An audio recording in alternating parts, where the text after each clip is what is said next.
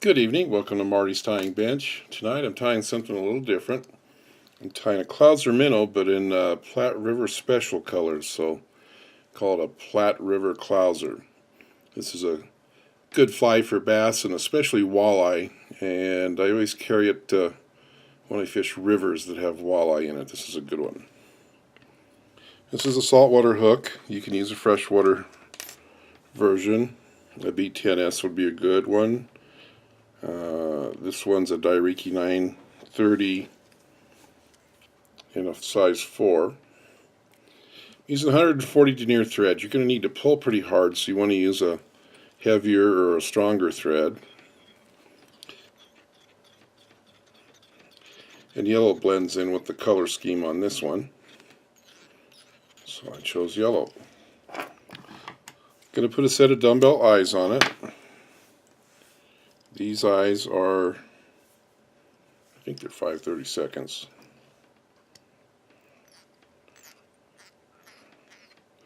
And when I put eyes on, I go ahead and cross them like that and get a good 8 or 10 turns. And then when I cross over, you make 3 or 4 easy turns and then twist it against those first wraps and then pull this one tight. And it'll creep the eyes towards square. Another 4 turns, little twist. This method's worked very well for me to lock these eyes in pretty darn tight without a whole bunch of wraps or a whole bunch of glue. So there we go, got the eyes on. Now I've got a yellow bucktail, and we're going to use both sides of it. Yellow for the bottom, and then that dark band for the top to give us our Platte River scheme. Going to get a bundle of bucktail and prepare it a little bit. This particular one doesn't have much crinkle to it, and there's a whole bunch of extra long tips out there. So I'm going to stack this thing kind of by hand. Just reach out and grab the really long ones, lay them back in, take another look. And that's about the volume I want. That's pretty good. I don't want to stack these things and have a perfect stack. I do want some taper to it. So now I'm going to measure it so that it's a little longer than twice the length of the hook.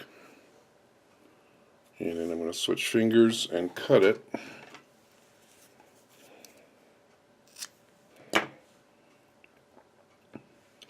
And the last step here is to comb any real short ones out. These are the ones that always end up sticking up and making the front end of your Clouser look like it needs a haircut. There we go. Going to set it between the dumbbells and come over kind of loosely, and I'm not going to go tight until I've got everything pulled back behind the eye and make yet another wrap, and now I'm going to go tight.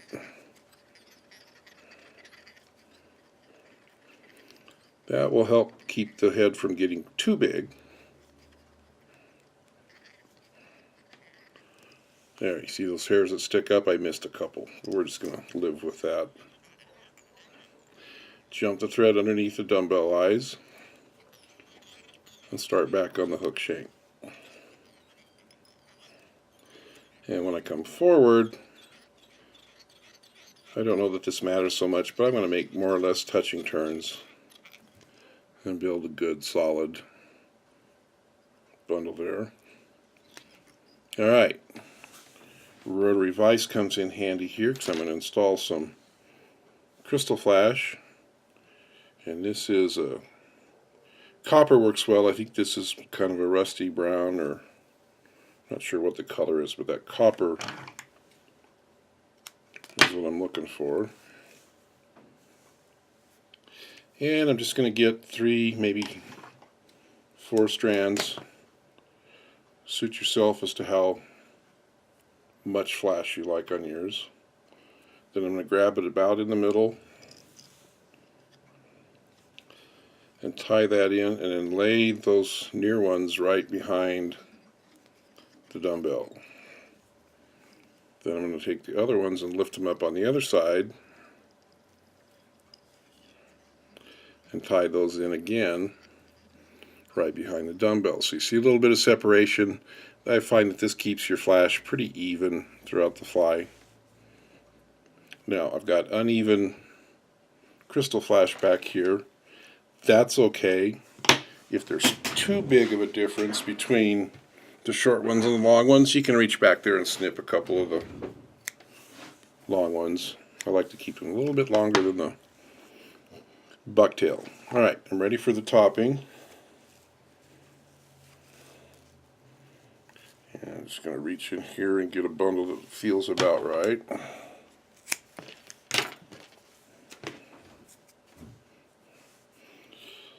And that's way too much, so let's pull some short ones out. And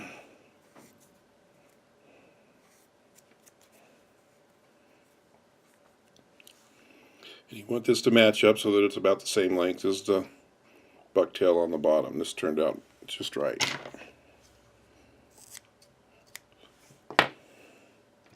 Same kind of deal. I'm putting these things on my side of the hook and coming over until you got it right on top, and then I'll start getting a little tighter.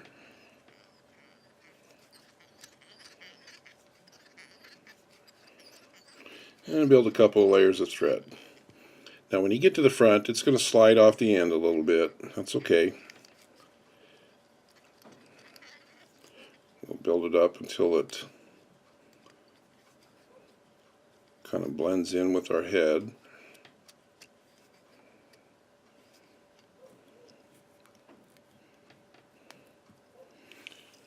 And we'll finish.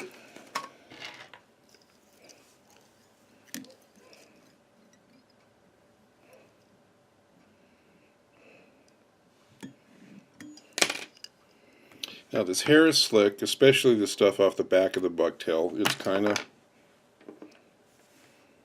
slick and it could pull out from under there if you didn't get it in tied tightly. So I do always get some hit cement or lacquer and make sure that I get some of it on the hair itself so it bleeds underneath the thread head. And then get a coat